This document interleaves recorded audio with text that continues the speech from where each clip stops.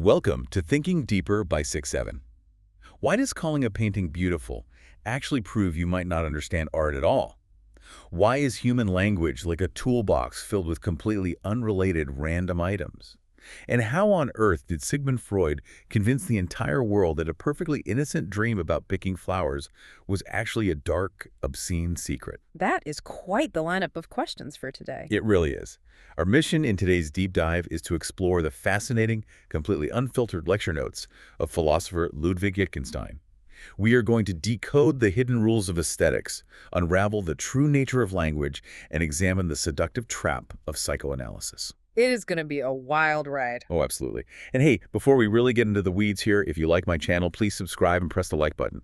So the source material we are looking at today is particularly compelling because these are not polished, heavily edited academic publications. Right, they aren't meant for print. Exactly. We were looking at raw notes taken during his lectures, which gives us this very direct, unvarnished look at his thought process. And that rawness is exactly what makes these notes so valuable. I mean, we are catching a brilliant mind, basically, in the act of dismantling the assumptions that we make every single day. Yeah, and one of his primary targets right out of the gate is the way our own grammar actively deceives us. Yes, particularly when it comes to aesthetic judgment. Right. So Wittgenstein points out this fatal flaw in how we treat the word beautiful.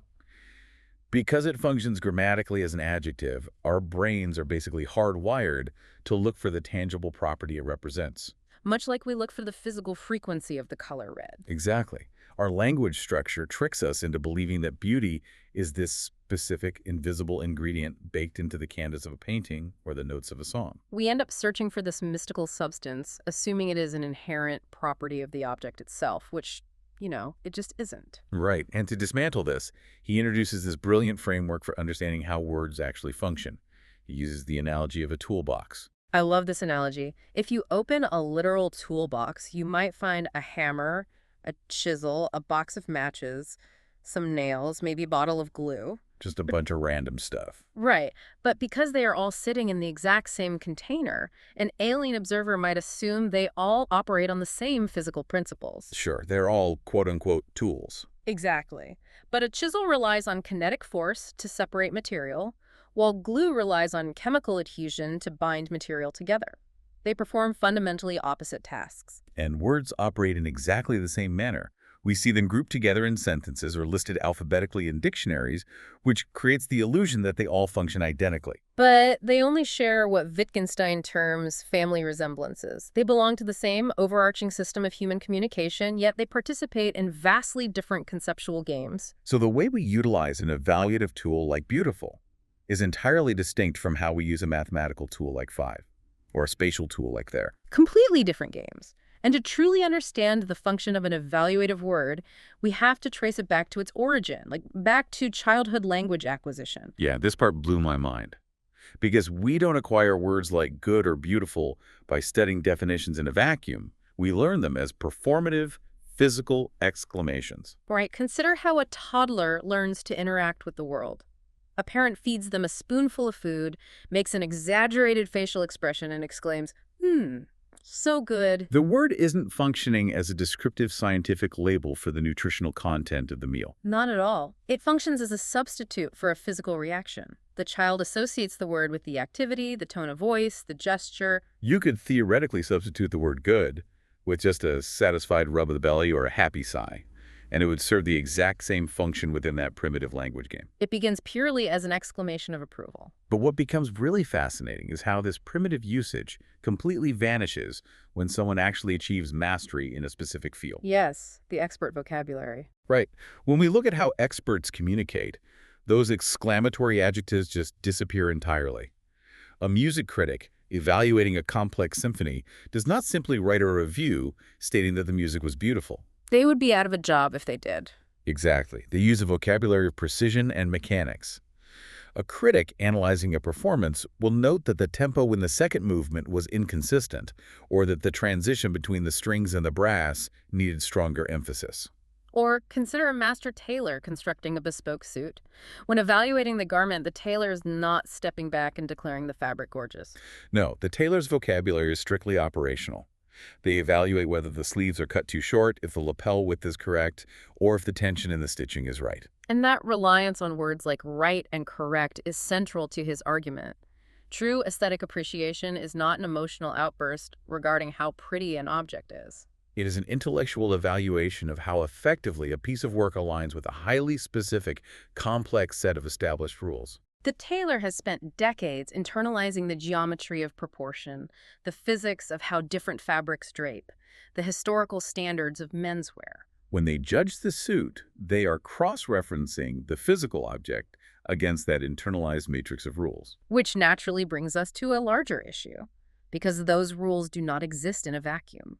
Right, so if aesthetic judgment is fundamentally about recognizing and evaluating compliance with rules, you have to ask where those rules come from. They are constructed by specific cultures during specific historical periods, meaning you cannot divorce art from the society that birthed it. To understand the aesthetic game, you have to be steeped in the culture that wrote the rulebook. There is a hypothetical scenario in the notes that isolates this perfectly. Imagine someone who has never been exposed to the English language, say, a native Russian speaker, Okay. and they are listening to a Shakespearean sonnet. Now, this person might find the acoustics pleasing. They might enjoy the cadence or the rhythmic quality of the spoken syllables. Almost like listening to an instrumental melody. Exactly. But they are entirely incapable of making an aesthetic judgment about the poem itself. They are deaf to the structural irony, the historical weight of the vocabulary, the subtle subversion of iambic pentameter. Because they exist completely outside the game being played. Precisely. The text pushes this concept even further by examining the English sculptor Frank Dobson. He famously collected and filled his living space with traditional African art. Right. This is a great anecdote. The critical question posed here is whether Dobson truly understands this art in the same capacity as a participant from the specific African culture that created it. Well, Dobson approaches the objects formally. He appreciates the striking geometry, the craftsmanship, the way the forms occupy physical space. But that formal appreciation is deeply detached. The native understanding of that same object is not merely visual. It is integrated into an entire way of life. It involves a web of religious practices, societal obligations, ceremonial contexts. For the native practitioner, the object has a functional and spiritual utility that dictates its form. Dobson's understanding is akin to observing a chess piece and admiring the carving of the knight, without having any conception of how the knight moves on the board or its strategic value in the game. That is a perfect way to put it.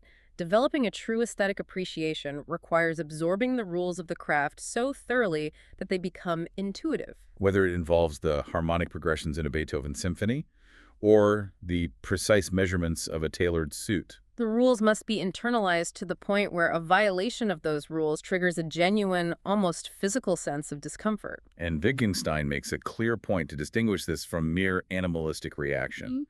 We are not simply behaving like a dog wagging its tail when stimulated by a pleasant sound. Human aesthetic appreciation involves a complex evaluation of desires, structural expectations, and cultural intent. And that distinction, that gap between a raw physical reaction and an intellectual evaluation, sets up a really fascinating conflict when we try to understand human behavior through a strictly scientific lens. This is where things get really controversial.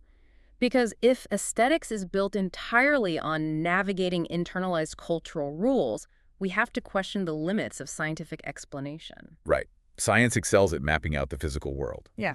But Wittgenstein draws a hard line here. He argues that science is fundamentally incapable of explaining aesthetics because it conflates two very different concepts. Pauses and reasons. Yes. Let's apply that to a hypothetical scenario to see how it plays out for the listener. Suppose you are listening to a piece of music that deeply moves you. Okay.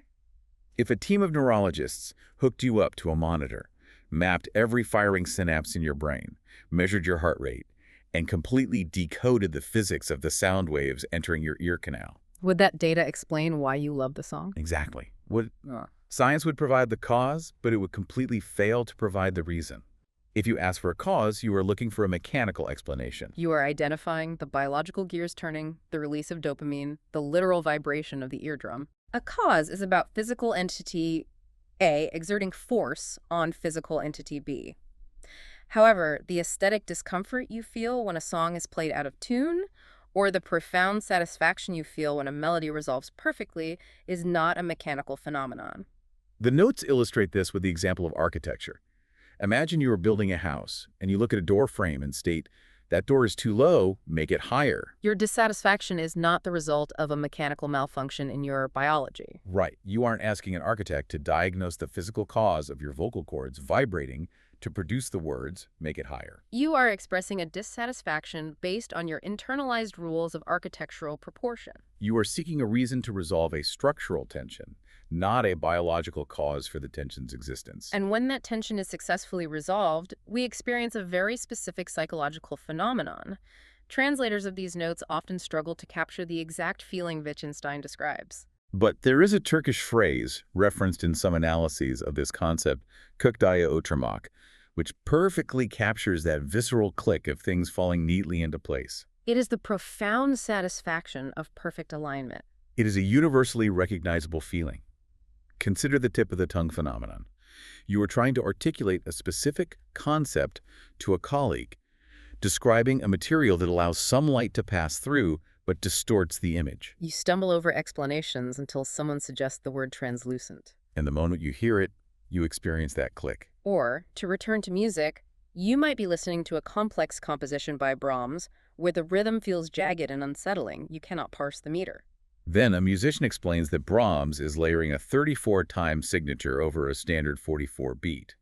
The moment you comprehend the structure, the music suddenly makes sense. Notice the mechanics of what occurred in the Brahms example. The verbal explanation of the 34-time signature did not alter the physical sound waves entering the room. It was not a mechanical cause that somehow repaired your auditory processing. It was a reason. It provided the intellectual framework necessary to satisfy the rules you were attempting to apply to the music. That click of recognition, the sudden coherence of the structure, is the true aesthetic explanation. If a scientist handed you a chart showing your dopamine levels spiking during the chorus, you would acknowledge the data, but it wouldn't explain why the music possesses artistic value. Because value is derived entirely from the click of understanding the game. And that critical distinction between a mechanical cause and a satisfying reason is essentially the weapon Wittgenstein uses to dismantle one of the most influential thinkers in the 20th century. Oh, yes. We are getting to the Freud critique. In the final segments of these notes, he turns his attention away from art and music and focuses entirely on the ultimate rule-maker of the modern mind, Sigmund Freud. Wittgenstein launches a severe, almost devastating critique of the methodology behind psychoanalysis. He focuses intensely on a particular case study from Freud's work known as the beautiful dream. The premise is straightforward.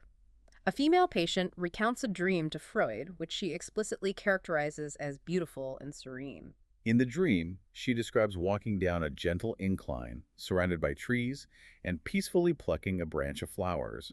On the surface, it is a perfectly innocent narrative. Freud's methodology, however, relies on rejecting the surface narrative. He initiates his process of free association, meticulously analyzing the imagery.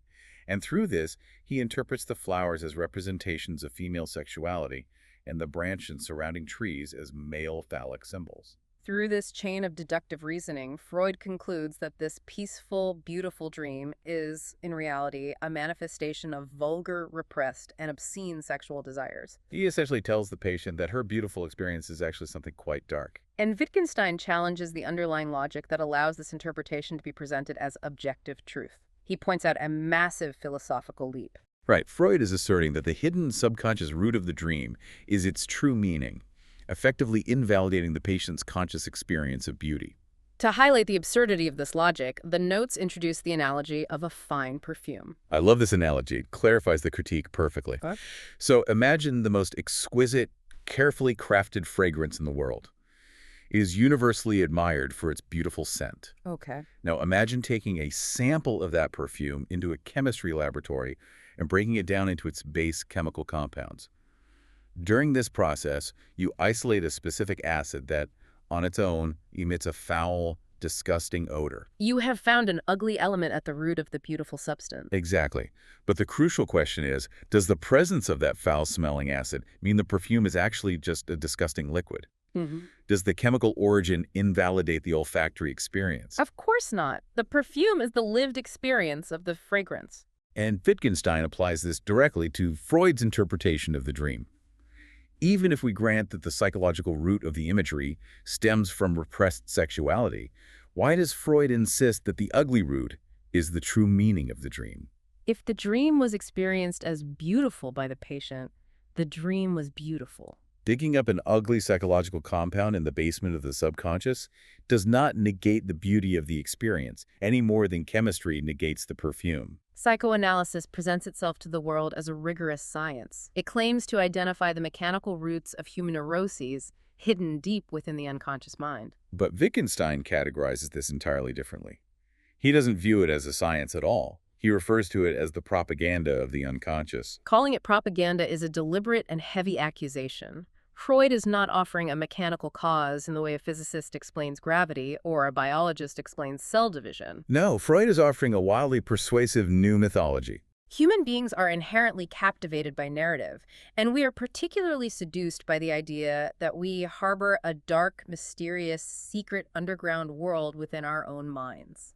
The concept that our mundane lives are actually driven by powerful, taboo forces is an incredibly captivating story. It flatters our sense of complexity. We want to believe our minds are profound labyrinths. When Freud presents this intricate, dark interpretation to a patient, the patient frequently accepts it, saying, yes, that must be what I really meant. But they aren't agreeing because Freud has provided empirical, observable proof. They are agreeing because the narrative he constructed resolves a psychological tension. Freud is a master at ignoring the obvious differences, such as the massive gap between a literal flower and an obscene thought, to maintain the momentum of his fascinating storyline. The patient experiences that exact same click we discussed with the Brahms composition. The interpretation feels cohesive. It provides a satisfying reason for their behavior or their dream. However, Wittgenstein's ultimate warning is that we must never confuse the satisfying click of a well-constructed story with the factual, mechanical cause of reality. An interpretation can be incredibly persuasive. It can change how you view your entire life without actually being the objective scientific truth. Psychoanalysis, in his view, is merely a highly complex language game with its own set of rules, masquerading as biology. Exactly. Analyzing these notes reveals a profound through line regarding human behavior. Whether we are standing in a tailor shop evaluating the precise cut of a suit lapel, sitting in a concert hall trying to parse the time signature of a symphony, or lying on a psychoanalyst's couch dissecting the symbolism of a dream, we are engaging in the exact same fundamental process. We are navigating a complex game constructed from cultural rules, shared language, and hidden assumptions. We are constantly striving to find the underlying structure that makes sense of our experiences. We are perpetually searching for that visceral click of explanation. Which leaves us with a necessary question to consider long after we close these lecture notes. Next time you try to explain to someone why you made a certain decision, pause for a moment. Are you actually giving them the mechanical, factual cause of your behavior? Or are you just telling them the story, the interpretation that has the most seductive, satisfying click?